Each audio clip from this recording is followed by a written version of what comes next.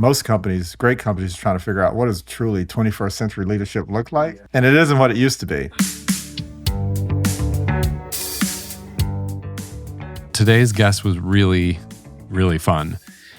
Tony Bond is one of these people that I feel like everyone should know who he is. I loved this episode. Yeah, I mean, we're going to have him on so many more times because Tony, here's why I'm excited to have Tony on. He is a very fascinating person himself, but he also sits in a seat in his job, in his role, where he gets a view on work and life and work life that none of us get. So he is the Chief Innovation Officer of Great Places to Work, a fascinating company we can talk more about. Because of that role, he sits and hangs out and goes to meetings with the CEOs of every company on earth, like you name it, and he's sat with them and heard their perspective and seen their struggles. So he's got that point of view, but also they gather data from employees at thousands of companies and their experience of work and like where the world is headed. Because you were saying they had 40, 50 years of data now? Yeah, and that's what makes them unique because people are probably always mix it up in their head. Like you've got Forbes has a list of the best companies to work for, and you have some of these other popular lists, but Great Places to Work is a company and they have lists and they do a lot of other cool things with the data. Fortune uses their list, right? Is that what it is? This is part of what's fascinating and Tony has a lot more to say on it, but basically they have reinvented the way they use the data and the way the rankings happen because they were kind of biased in the past. Mm-hmm. And now, I think that's the unique thing that Great Places to Work does is they look at the data in a better way that's not only surveying certain types of people. It's hearing a diversity of people and hearing things equally and then really bubbling up but where do people like working? Not just what company, Wait, you mean you can ask questions that are misleading and get right. the answer you want from them? I know. What? Or companies paying to get on a list because that never happens. Who knew? Yeah. So I think what's interesting about your question is you might think because of Fortune 100 list, it's Google and places like this that we all know. But actually, often it's surprising the companies that are best places to work. I don't know who the current top ones are. I think there was one that was Cisco or someplace. Cisco's 2. Oh, I was close. You were close. Okay. Who's number 1? It's a big company. Uh-huh. You see them a lot of places. Okay. A lot of exits have them on the interstate. Hospitality. I want to guess, but I'm not sure. Hilton. Oh, Hilton. Yeah. Okay. Yeah. Then NVIDIA, is that how you say it? Oh, yes. That's the one I was thinking of. Yeah. Mm-hmm. And then Amex for Synchrony Bank. But there's also, other types of lists. So they have the main list, Great Places to Work, best for different categories. Ooh, let's check out best workplaces in technology. Yeah. One's obviously Cisco. Uh-huh. What's 2 and 3? 2 is NVIDIA. Then Atlassian. Yep, you said it way better. Well, Trello was purchased by them. Oh, I did not know that. But it's Voxer? Probably because they're awesome. Sure. Yeah. No, I mean, it's just a fascinating, and then they do so much stuff behind the scenes where they're using that data to help influence and guide and shape the future of work. And so anyway, Tony's got just this really cool perspective, and he's, I would call him, I don't know if he would call himself, I think he's kind of an adventurer and a very curious person. He's into music. He played college athletics. I don't know. He's got this mixed, really interesting view on things. Yeah, I loved everything he said. I wish we could have had 5 hours with him, honestly. I know. It was fun. We will have him back on. And I think we can deep dive into some of the things he touches on, like where the future of work is headed, what the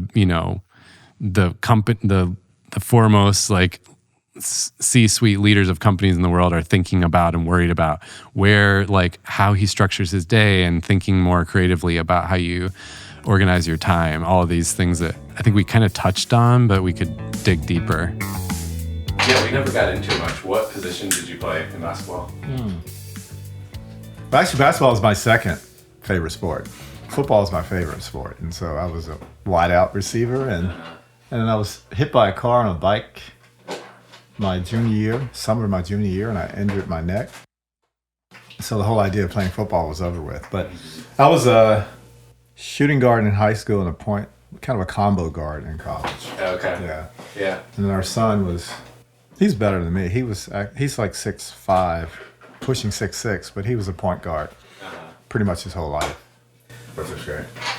It's funny to me thinking back in high school, our tallest guy, who was like the basketball star, was 6'1", and that seemed like such a tall guy. Yeah. Now 6'1", you don't even make the bench. No. Our daughter's like 6'2".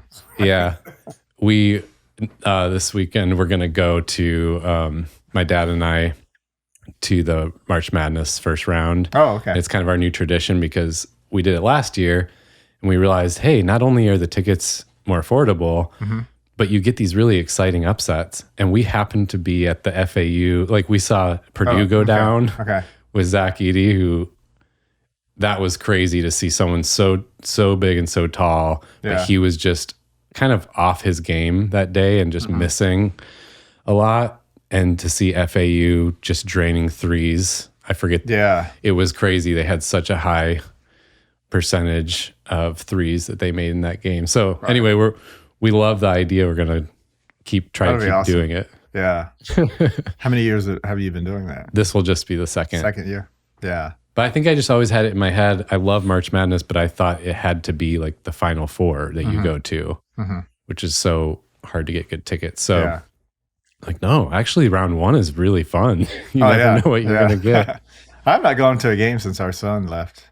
He was at Davidson College his first 2 years, and they made it to the Elite Eight, and it was in Detroit. That was my last real NCAA tournament game.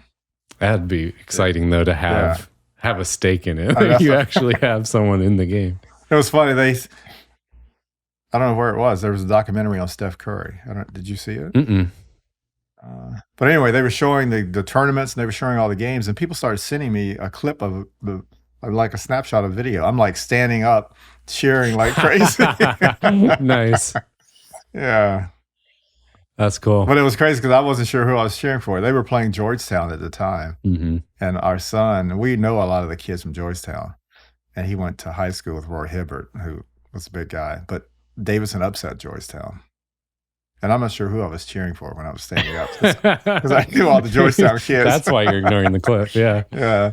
Nice. Well, okay. So give a snapshot of your career progression, because it's kind of interesting when we met recently and we were talking about some of the role and influence of sports that you're actually coming back to a bit in your career, but you've reinvented yourself along the way. That really resonates and is helpful for the listeners of this podcast, because everyone's in that right now or thinking about a shift or trying to figure out, a lot of like generalists who don't quite know where they fit.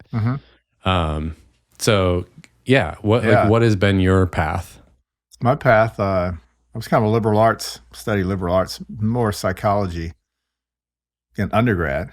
But I took a lot of business courses, and so I wasn't sure what I wanted to do because I thought I'm going to be an athlete and I'm going to make money. And I don't have to worry about all the other stuff. That didn't happen. And so I had someone that I knew who was working in the finance industry, and I started working there. And it was a great career. I learned a lot. I was developed a lot. Spent some time in the sales and marketing area.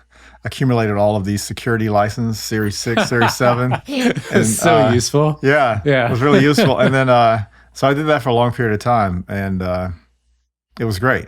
Financially, it was great. I learned a lot, but it was never really who I was. It wasn't my passion. And so I ended up leaving, and at the time I had been coached. You'll love this conversation. Yeah. So I had a coach, and I'm like, how do you do what you do? And so professional, like a career coach? Yeah, like an executive career coach. You were ahead of the curve. Yeah, and so he explained coaching, and I went to the Coaching Training Institute, and I got certified to be a coach, and I did all this stuff. And it was like a transitional period. And so I left the finance area, and it was during 2009, the pandemic, not the pandemic, but the recession. So you can imagine what the job market was like during that time. So I didn't really do anything for about a year. And then I went back to school to get a graduate degree in organizational behavior. Yeah. And I had gone to Syracuse for an MBA. And so it was during that study, I wasn't even sure what I wanted to do with it, but I discovered that a big part of the program was in sustainability. and a big part of the program was about leadership.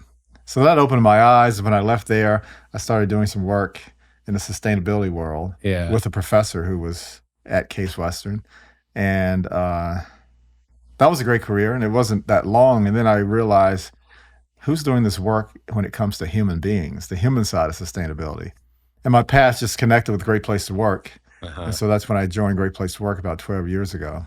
So I've gone from wanting to be a psychologist to working in the finance industry to doing sustainability consulting work to now what I'm doing at Great Place to Work. That's so cool. But it's funny how even though I have a similar windy path, it's like every time I hear it, it seems, I don't know, somehow new and fresh. Like when you were, do you feel like when you say it now, it's more clear than when you were in those moments? It's more clear now. I can see how things were building, but at the time it seemed a little dysfunctional. I was like bouncing all over the place. And I realized I came to this critical point. It was during the recession. I needed to make money after not working for a while. I had all these security licenses. And I'm like, do I go back into the finance? Do I do this work? Yeah. And then I almost said, I need to burn the bridge. I need to let all these things go. And Like then there's no way to go back. But how'd you get to that point?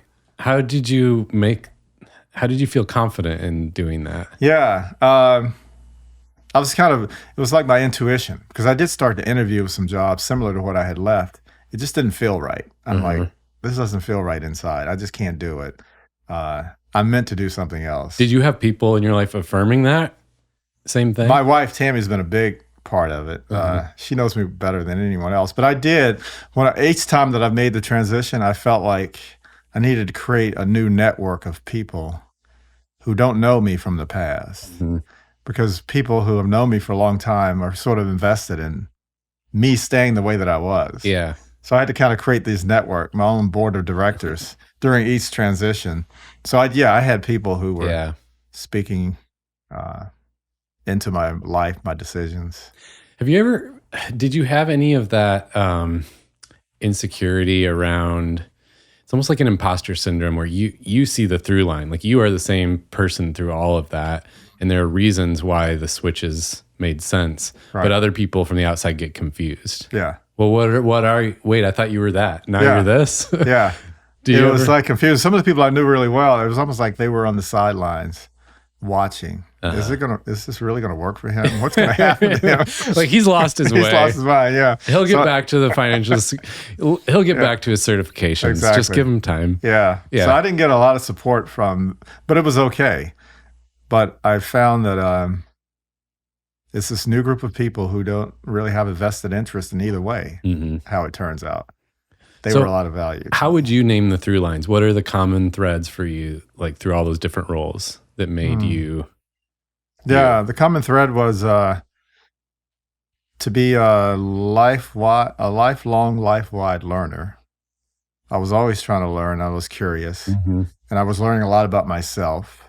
I did some crazy things, like I went on retreats in the desert, kind of vision quest things. So I was learning more and more about myself along the way. I think that was one key through line. And then I was also curious, and I was trying things. I tried it to, maybe it's more wayfinding. I didn't really have a plan. I was just meeting people, following wherever that thread took me, and it normally took me in the right direction. We met through Ashley, who came on the podcast recently, and we were talking about that. That was a theme for her too, being a learner and she loves learning about people and learning about herself. And I actually thought a lot about that afterward, because I'm similar, and yet I still feel like it's somehow not a legitimate skill or career path to be a learner. Like, you have to learn in school. Everyone learns. Like, that's not a thing. That's not a skill. Right. I'm curious what you think about it, because I'm starting to see it differently. No, it is actually, I think it's more of a skill than I give it credit for. Yeah. More of a legitimate like career pillar. Right. I think it is. I'm always like, I'm present to the moment. I'm trying to do the best that I can in the moment, but I always have an eye towards the future. And what does the future look like? And what should I be learning and getting exposed to? Yeah. That's going to help me down the road.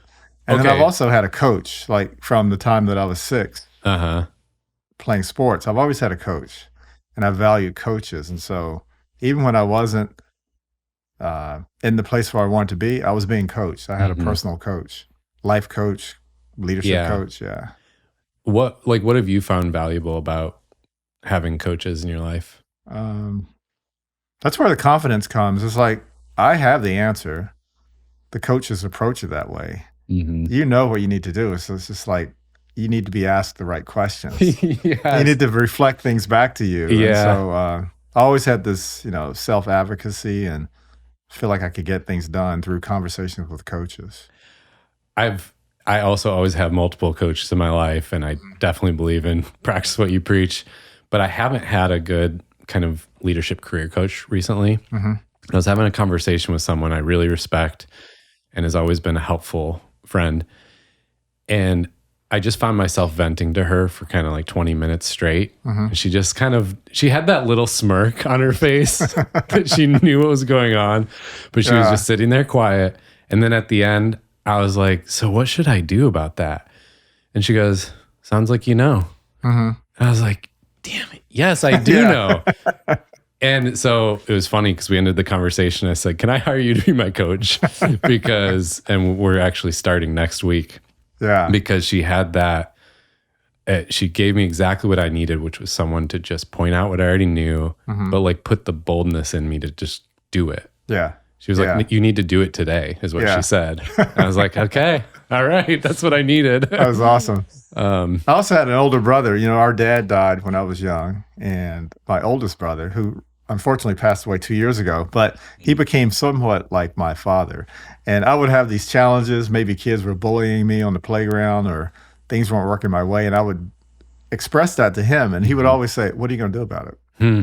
And he would just keep asking me, what are you going to do about it? Yeah. So I would always leave thinking, I got to figure this out on my own. So he kind of reinforced that. But yeah, it's been, I think, I don't know where I would be without having a coach at critical moments in my life. And then also just a network of people. I don't feel like I've done anything on my own. It's always been, I've had this network that helped me. Yeah. Well, that's really interesting to me. I hadn't thought about that part of what you do, that you aren't a coach per se, but that probably weaves into your role a lot in terms of helping leaders and organizations navigate the future. And Yeah. what do you find? I mean, you have a unique role in that you see a broad spectrum of what leaders and companies are struggling with, and thinking about and asking about. I'm just curious, like what are the big topics right now, or where do you think organizations are headed? Yeah. Because it feels to me like the whole world of work is fundamentally shifting right now. It's like the history books are going to talk about this moment Yeah. that we had a certain way that work happened, and now it's totally changing, but we don't know it's all in flux. So Right. we're all speculating.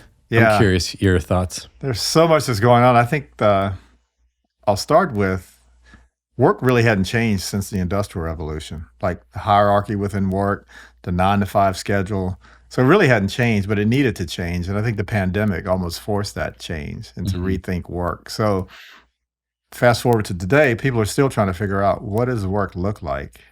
Hybrid, in office. And our research shows that when people are given a choice, they're 3 times more likely to want to stay in their organization. And so the mandate doesn't work. You have to have a really good reason for people to come back. So what's happening today, people are still trying to figure out, what does work look like? I think the pandemic also made us look at the value of time in a different way. And so the hybrid and back to the office thing is still a big topic. Leadership is a big topic because most companies, great companies, are trying to figure out, what does truly 21st century leadership look like? Yeah. And it isn't what it used to be. So there's a lot of work being done on helping their leaders show up in a different way. And I would also say the technology that's coming our way, and AI is a big conversation with most of these great companies. And AI is just not a tool, but it's kind of creating an environment where we work within it. And so how do we make sure that the humans be the best humans they can be? And a lot of that falls on leadership. So those are 3 really big areas. And then also, probably the last one is How do you create an atmosphere where everyone feels included, everyone Uh-huh. feels like they can contribute? Yeah. So those things are top of mind, I would say, of every executive every day. Yeah. Well, and you made an interesting comment that because you guys have evolved and improved the way you do your research and data collection, that you're starting to hear more from a more diverse population of the employees. Like, what is it that they want? Yeah. The insights may have been skewed in the past because of the way that that data was collected. Yeah. Yeah. I mean, we survey 18,000 companies every year, 20 million employees globally. So there's a lot of data we've been collecting for a long period of time. If I go back to leadership, one of the things they're looking for is a leader that's more of a coach, a collaborator, Uh-huh. a connector. Years ago, it was more of a beacon, someone who had all the answers. And so people are looking for leaders to show up in a different way.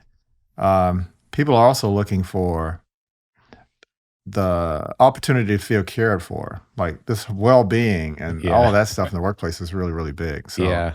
I want to be the best that I can be. I want to bring all of who I am to work. So people are looking for that. They're looking for development, personal growth. That's a big thing. So I don't know if it's changed a lot, but I think people are placing a bigger value on those things Yeah. since the pandemic.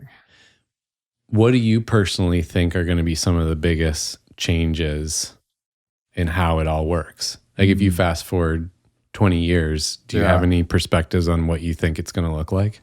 I was talking to someone I know at Meta, and they were referencing, as a leader, I can create my team with people and with AI.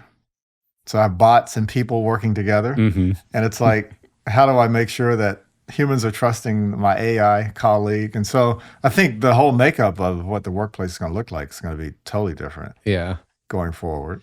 Yeah. I also believe that I'll double down on a leadership thing. We're looking for new behaviors from leaders, but it almost feels like the person has to change along with all of this. And so I think leadership development and how that looks is going to change going forward.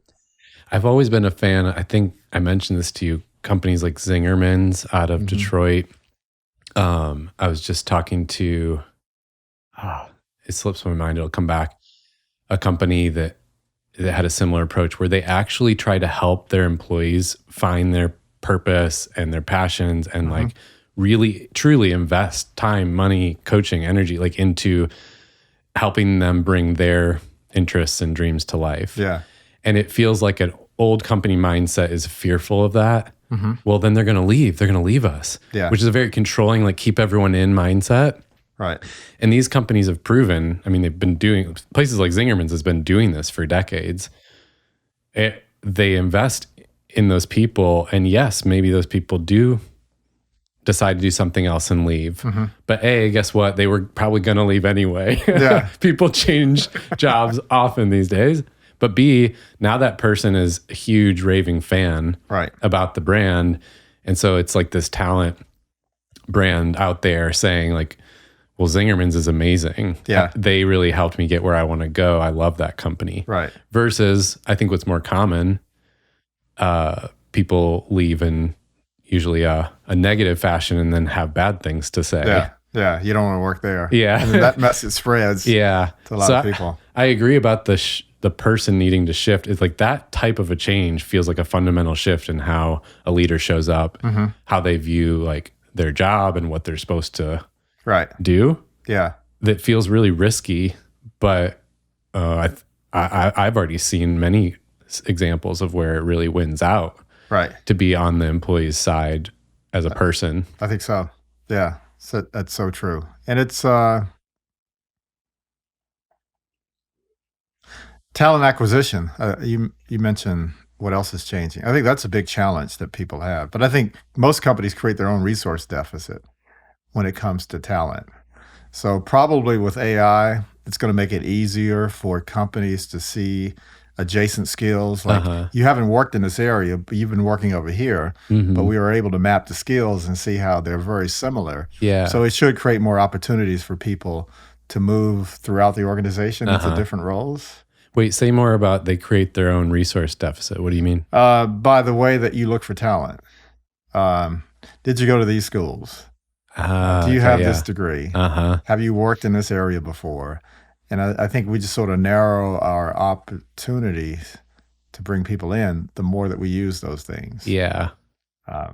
So yeah, I think the way we find talent and develop talent is probably going to change quite a bit. Yeah.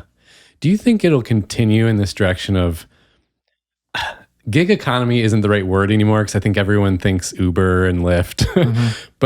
But the idea that people have a portfolio of different roles or different jobs, do you think it'll keep moving in that direction? Yeah. I'm not sure. Because most of the world that we work in and the people that we see and interact with are pretty much the traditional model of employee Mm-hmm. company, and they seem to want that. Even I've talked to some friends who have been in the gig economy. Uh-huh. They seem to always truly be looking for that place they can go Uh-huh. and be an employee and feel great about it. So Yeah. I think I don't know if it's going to grow a lot. Yeah. It'll be there, but I think most people want some stability and Uh-huh. know that I can go to this place. It aligns with my values. I have great leadership. Mm-hmm. I love the people that I work with. My job is meaningful. Yeah. Yeah. Yeah, I'm super curious about it because I think it can be hard for certain personalities to split their attention between, Right. say, 3 different jobs or companies. But I do think so much of that stability, it's still just that we're operating out of the old mindset of like, I got to get a stable salary benefits package. Right. And it's interesting what you said about resource deficit because like our team is made up of people doing fractional, they're fractionally working with us and some other things. Yeah. And they find that really meaningful because they can kind of create more of the flexibility and Right. life situation they want. But yeah, the struggle is, well, then what does it look like to have financial security Yeah. and to know I have enough and Right. the insurance and all those pieces? That's the bigger struggle because the world isn't like Yeah. built for that right now. Now, that's what I'm thinking. Yeah, the external world isn't built for that, Mm-hmm. which makes it so hard to make those transitions. And the days are long gone when I worked. It's like, put up with this, stay here this number of years, you get a pension and you'll be fine. And so those days are gone. But and also I feel like the play, study, work, retire mindset is obsolete as well. Yeah. Because you have a lot of folks who companies need talent, but then all of our systems are designed when you get a certain age, you should be thinking about retirement and pushing out. Oh my gosh. A lot of the gosh. folks really want to continue to work, but the system isn't built that way. And then you have younger people who want to get an MBA, but the 401k is designed for you to retire to access that money. And so I can't get it. It just doesn't make sense. It's so crazy. Yeah. I mean, well, this punctuates your point about talent deficit. We have incredibly talented people on our team who just don't fit what the bigger companies are looking for on your LinkedIn. Yeah. So they probably wouldn't even get the job there, not because they don't have the talent, but because they don't fit that linear progression that sometimes even the automated system's looking for. Yeah. But yet they have this incredible value to bring to the table.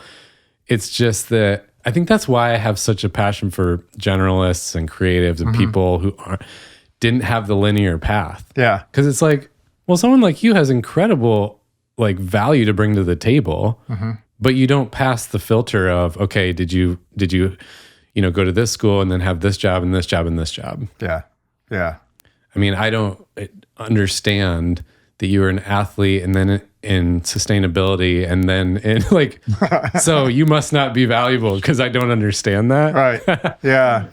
I always had a trouble with a resume because things just didn't, the story wasn't easy for people to understand. Yeah. But I think what helped me is having someone on the inside of the organization working on my behalf to sort of help you get beyond the traditional submitting a resume. Yeah. It gets kicked out because certain things don't match. Yeah. I've been very fortunate, even in my existing role, because I'm a 7 on the Enneagram. It's like I always fall within like the 5% of the population when you do these assessments. So I feel like sometimes I have one foot out and one foot in. I'm always on the edge. Yeah. But I have a boss, I have an organization that respects that. Mm-hmm. And so it gives me a chance to kind of work the outside and bring the outside into the organization. So, yeah, I So the find answer more, is become a chief innovation officer. So it's in your title to be weird. yeah, or, I think, I believe that it's going to become easier for people who aren't the logical fit to find a home in some of these organizations. I believe that too.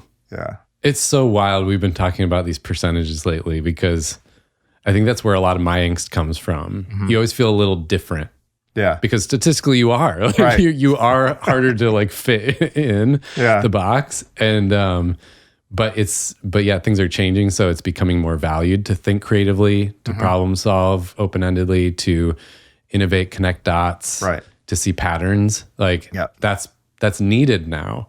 And to your point, like in the old way of work, that was just annoying and That's annoying. doesn't get the job done. Why can't you just follow directions? Just do what I say. Do the damn task. Why do you ask so many questions? Yeah, exactly.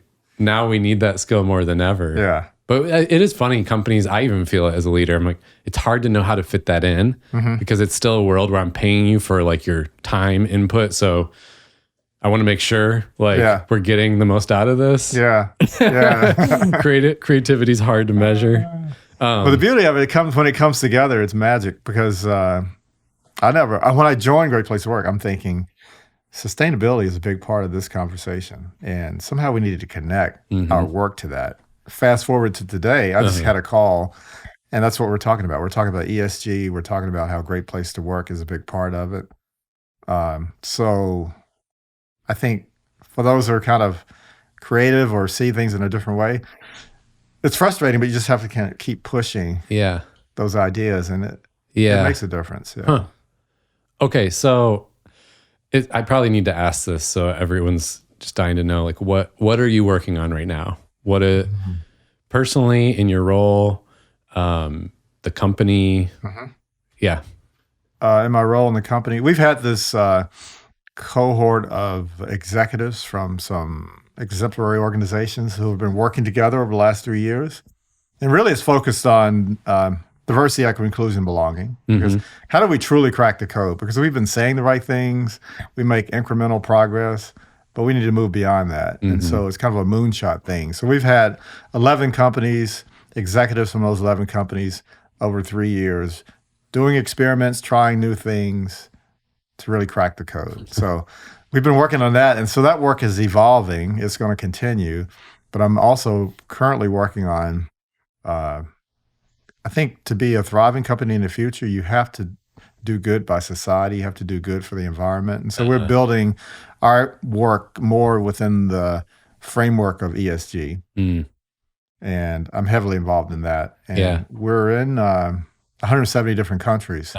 So that work is probably easier to implement in Europe than it is in the US right now. Yeah. Because even ESG has a political charge. So how would you this might be a hard question, but how would you characterize, like, with sustainability, with DEIB, what's the difference between how we're just like giving lip service now versus what it would look like to truly have those things be real? That's a great question.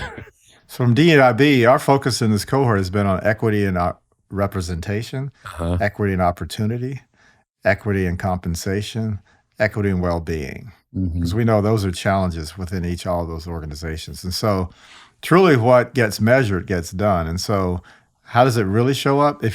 First you need a shared aspiration at the very top of the organization that this is important. If that's not there, then it's pretty much lip service. Yeah. And so how are the leaders and executives behaving, and what are they saying? What are their actions?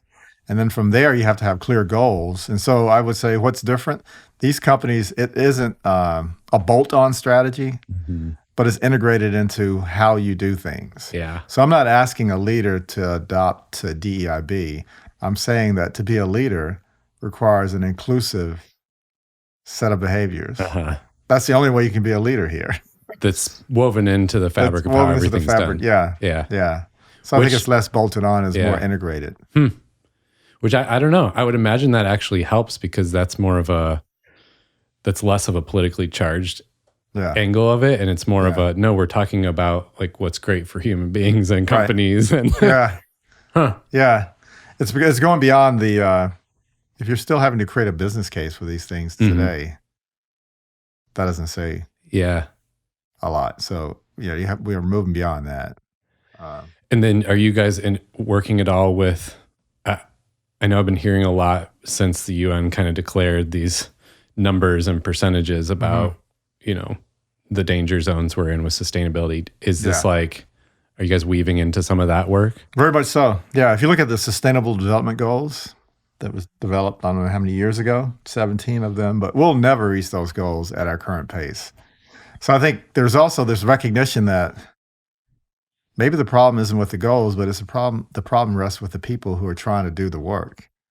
So it's more leaders have to look inside of themselves and figure out who are they and what impact are they having for the goals to be reached. And so we're doing a lot of leadership development, or like a lot of forecasting what leaders are going to need to be in the future. We're connecting that to the SDG conversation and all the things that are happening in sustainability world. Do you guys like coach them too, or are you more just providing insight and advice? We provide insights, advice, and we consult or coach with a select few. Yeah. But that's so cool. Yeah. I mentioned a few people that you were coming on, and I think it is a shared, Great Places to Work is really known for the list.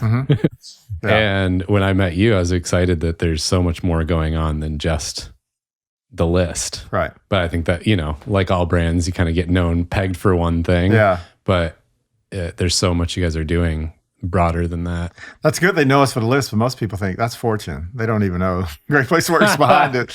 Yeah. So we're known for the list. We have our mission is to change the world, make it a better world by creating great places to work for everyone. So that's our mission. And the way we do that is we collect data on the experience people are having. We use that data to help leaders make different decisions to create a better workplace culture. We also recognize those who are doing a really good job of that. And so it's kind of twofold: research, recognition. We convene people, get them together to have the right conversations. And then we also do some advisory work with some companies. Yeah. What does the structure of the company look like? Are there kind of different departments focusing on different pieces? Yeah, we have different departments. We have people and culture. We have a lead gen team that sort of helps us generate, leads for our organization. We have a consulting practice. We have a practice that oversees our global operations. We have finance. So all the typical functions you would have in a company. Yeah. We are a SaaS company. We made a transition a few years ago to become more of a SaaS company. So we have our own platform that we use to measure the employee experience. Yeah. And we have people that are selling subscriptions to that platform. It's so cool.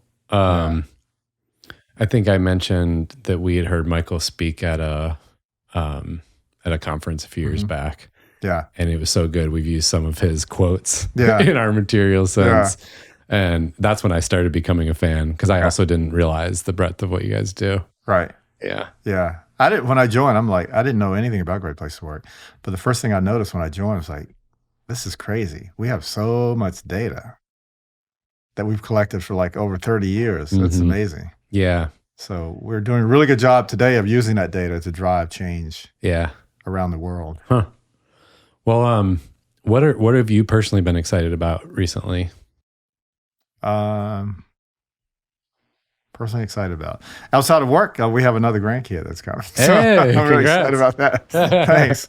I'm also excited about, I love to read. I'm excited about, I'm trying to be the best person I can be, I would say. That's always a journey, but. What kind of stuff do you read? I don't really read much fiction, which I probably need to read more of that. Yeah. Yeah. I'm reading a book. It's called There's No Hurry. In Light Years, There's No Hurry. Huh. It's written by a Belgium, I think it's a Belgium artist, but it's all about when astronauts go into space and they started to leave the atmosphere, I think it's called the overview effect. So when they look down on Earth and they see Earth from that vantage point, they change. Yeah. They're never the same. So they basically are saying, I went to the moon to discover the Earth. Yeah. So when they come back, they're like totally different people. They're giving, they're more involved in sustainability work. They're more involved in society. So I'm reading, that's one book that I'm reading, which I think is What's it called again? In Light Years That There's No Hurry. Okay. It's like check that. I think it's the cosmic, I'll mess it up if I try to remember all of it. So I'm reading that. I'm going back to the artist's way. Yes. Love that. Yeah, I'm finally doing it all 12 weeks. Okay. Consistently. And there are a few other books that I'm reading. Nice. Yeah. You got any side projects going on? I've always had some side projects, and I continue to do some work. Just when I first started my career, I really didn't fit. I shouldn't have been where I was. But there's this one leader who's like, he knew me from basketball. It's like, yeah, we're going to bring you on, but they probably need some people on the team. That's really why I was hired. But he's like, you really don't know this work, but we're going to rotate you. You're going to go through the company. You're going to learn all these different parts of the organization. Then we'll find a home for you. And I ended up finding a nice home. So I feel like he helped me realize that the skills that I was developing as an athlete transitions well into corporate, but I just didn't understand it. Yeah. And if he had thrown me into the HR realm, I would have never gotten through. Yeah. So fast forward side projects is just kind of helping some athletes figure out, once you're not going to play professionally, how do I transition what I've learned into something else? So I'm doing a lot of work with, not a lot, but in some of my spare time, I'm doing some work that way. That's really interesting to me. We see that a lot in coaching where people, and there's other similar spheres, like coming out of a military life or being a teacher or a lawyer and then transitioning. Yeah. Or, nonprofits or ministries. Like there's so many skills that actually make you a great leader in a different context, right? But you don't realize it. It's back to the resume problem. Yeah. It doesn't line up very clearly. Not at all.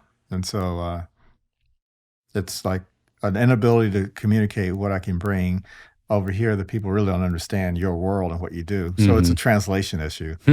Yeah. Try to work through that. Yeah. I'd imagine a lot of communication issue too. Like you have to be able to present yourself. Yeah. Be able to explain those things and those connections. Yeah. Yeah. That's really cool. If you talk to an executive, or even a CEO, they would say, based on what they spend their time on, I'm leading people, I'm leading a brand, and I'm managing finances. That's a big part of what is being done. If I think about an athlete, especially in the name, image, and likeness world, I was going to say, now they're more managing than a ever. brand. Even if I'm interviewed on behalf of this team, I'm managing that brand. If I'm a captain, I'm leading people. I'm also, data is a big part of how sports is run now. So all those things I'm kind of doing in my own world. And I'm working in a multi-billion-dollar industry. Yeah. And where team interaction isn't just a nice to have. It's like, it's a must. It's a must. Yeah. It has to work. So cultural intelligence is a big part of I always think that about different military situations. Like, no, if you don't lead and communicate well, like you're dead. So this is kind of, whereas in a corporate environment, it can be like, well, you can get by with just doing your job and not being great at teamwork or leadership. Yeah. I didn't think about the NIL angle though. That's interesting because it's true now, especially if you have to think about your persona online or social media. It is similar to a business where you have all these different hats. You have to think about all these facets of the brand and the team and the product. Yeah. And it's like, that's the part of school or lots of entry-level jobs that you don't have to do the different hats. Yeah. You talk to a Division I football player and all the different scenarios I have to understand. And the strategy that's a part of it. It's amazing. Yeah. I always thought that when I started a business, like, I have to put on this finance hat every day. And in a lot of corporate jobs, it's like I never had to think about money. Or sales or marketing or all the pieces of that. Yeah.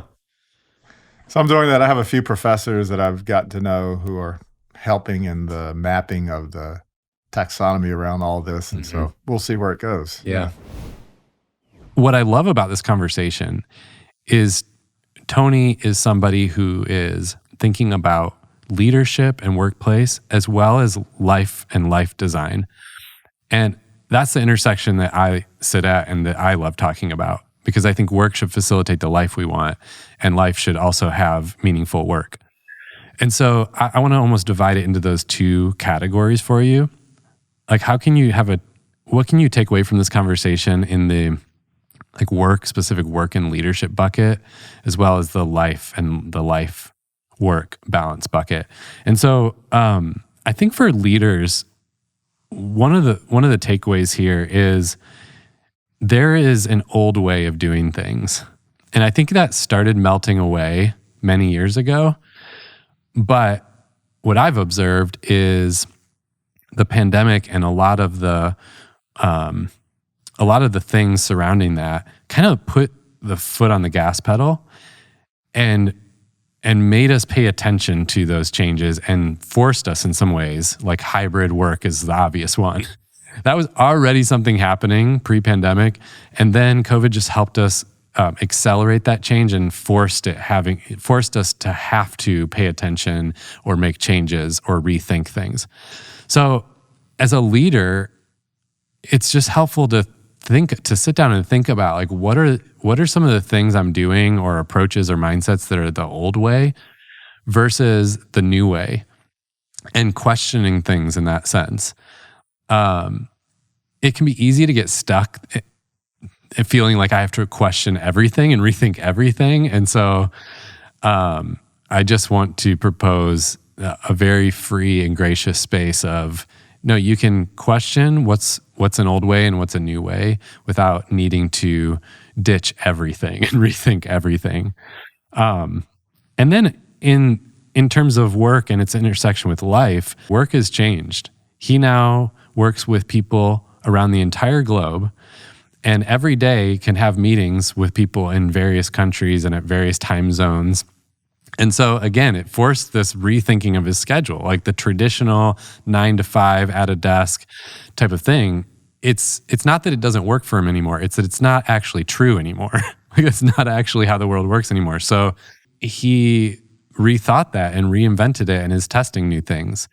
And I love how he has that intentionality of, okay, well, what are some things I love? And for him, it's like sports and working out and some of these other things that he's placing in his day in a very kind of untraditional way, but also having really meaningful work and reshaping what that looks like. So again, it's just questioning what are some of the old ways that can go and some of the new ways that I want to bring in. And that gets me to the conversation that I just had this morning with a coaching client who is at this intersection, this kind of crossroads in career, and thinking about what's next. And like so many people, considering maybe starting her own thing, but also considering some jobs, and then also trying to deal with the practicalities of real life and bills to pay and all of this. And she did a very, very typical thing. And she's like, okay, but which one should I do? This or that? And what I encouraged her to think about is the and. What if you pursued that job where she actually has an opportunity that's kind of a 1099, like a fractional thing that would provide this steady income while also pursuing and continuing to build out some of her plans on her own business ventures. And that's like the perfect combo where she has the space to do both, but it frees her up from the urgency of needing the job, needing income right now. And so I think for anyone in a transition point, it's really similar. But my takeaway is just to consider, like, what are some of the things that are the old way versus new ways I want to bring in.